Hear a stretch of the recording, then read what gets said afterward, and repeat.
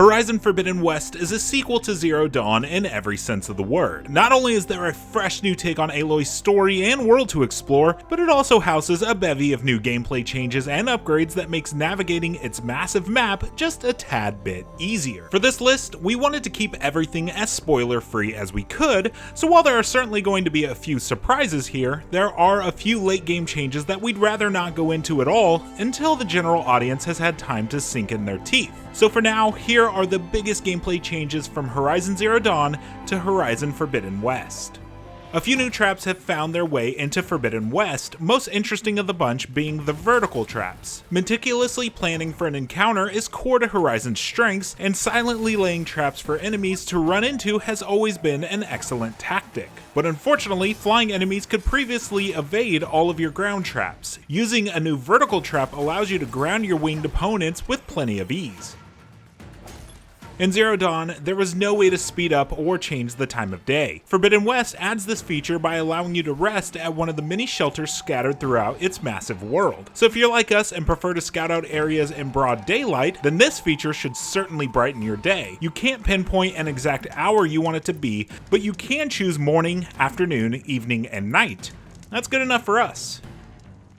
By the time you reach the end of Zero Dawn, most loot you'll find can't be picked up because your inventory is completely maxed out. This isn't a problem in Forbidden West. Every time you loot an enemy, pick up Ridgewood, healing items, it doesn't matter. If you've maxed out your inventory, the extra items will be sent directly to your stash, which can be accessed at any town, checkpoint, or shelter.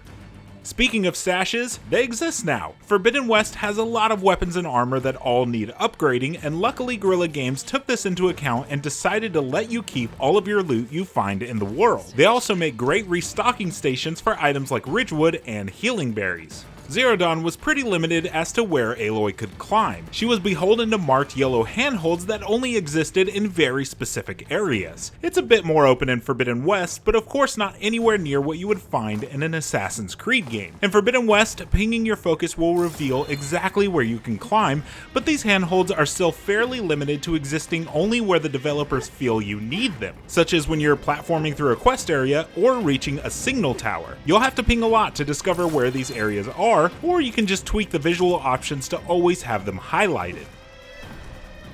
Aloy's spear wasn't useless in Zero Dawn, but in Forbidden West it's more viable than ever. One of the biggest additions is you can now charge it up to unleash a powerful attack known as a Resonator Blast. As you melee machines or human enemies, your spear will eventually change from purple to blue. Once it's blue, you can hit your foe with a heavy attack that adds a resonance charge to a spot on their body. Hit this spot with an arrow and you're rewarded with a huge blast of damage.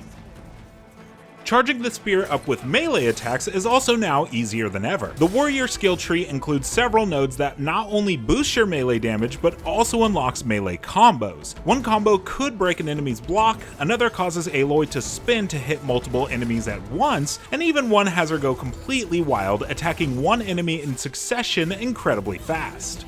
Horizon Forbidden West now has 6 skill trees, up from the 4 that were featured in Zero Dawn, and each of these houses 2 special moves called valor surges. Think of these as Aloy's version of a Final Fantasy limit break. Each of the valor surges serves a different purpose, aligning with what skill they're in, and can help you get a leg up on your encounter, or get you out of a jam.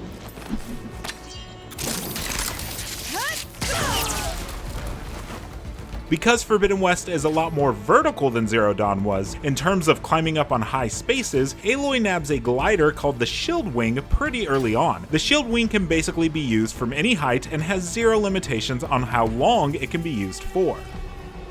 Incredibly early in the game, you'll need to craft a Polecaster, which is basically Horizon's version of a hookshot. The Polecaster is used throughout Forbidden West for a multitude of things, including retrieving hard-to-reach loot, moving things in the environment to solve puzzle platforming, destroying walls of rubble, and moving crates. Of course, one of its most important functions is helping Aloy get to hard-to-reach places, or saving her bacon in combat scenarios.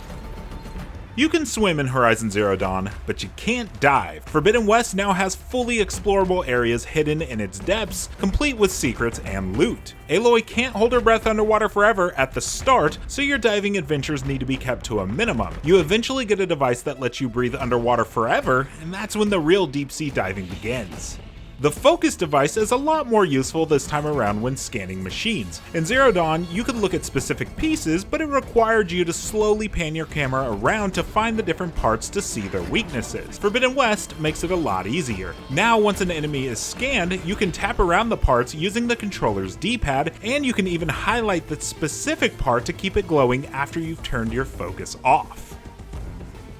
And that's it! What from this list of changes has you the most excited? Be sure to sound off in the comments, and for more on Horizon Forbidden West, check out our final review, graphics comparison, performance review, first minutes, honestly, there's a lot.